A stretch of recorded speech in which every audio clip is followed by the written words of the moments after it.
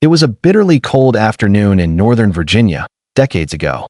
The old man's beard was coated with winter frost as he waited for a ride across the river. The wait seemed endless. His body was numb and stiff from the cold north wind. He faintly heard the steady beat of horses' hooves approaching on the frozen road.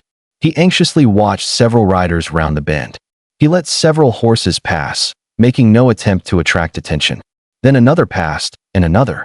Finally, the last rider approached where the old man sat like a snow statue. As this one approached, the old man caught the rider's eye, and he said, "Sir, would you give this old man a ride across? There doesn't seem to be a way to walk." Bringing his horse to a stop, the rider replied, "Certainly. Hop on." Seeing that the old man was unable to lift his half-frozen body off the ground, the rider dismounted and helped him onto the horse. The rider carried the old man not only across the river, but all the way to their destination, which was only a few kilometers away. As they approached the cozy little cottage, the rider's curiosity prompted him to ask, "Sir, I saw you let the other riders pass by without even bothering to ask for a ride. I wonder why you would wait and ask the last rider for help on a cold winter's night like this.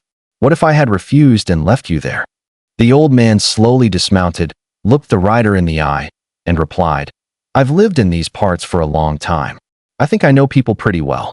The old man continued, "I looked into the eyes of the other riders and knew immediately that there was no interest in my plight. It would have been pointless for me to ask for a ride.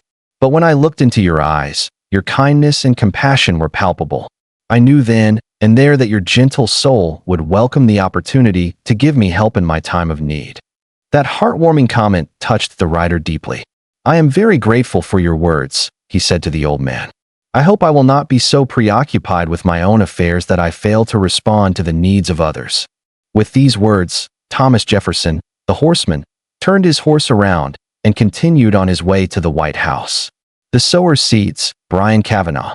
You never know when you will need someone or when someone will need you.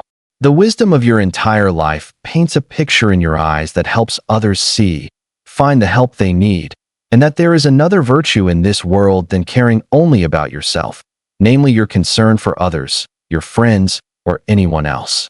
So if a friend or someone needs your attention or help, or asks for forgiveness for a mistake, it is because they respect and appreciate the goodness that is surely in your soul. You can respect that request, or you can leave them alone in the middle of the road.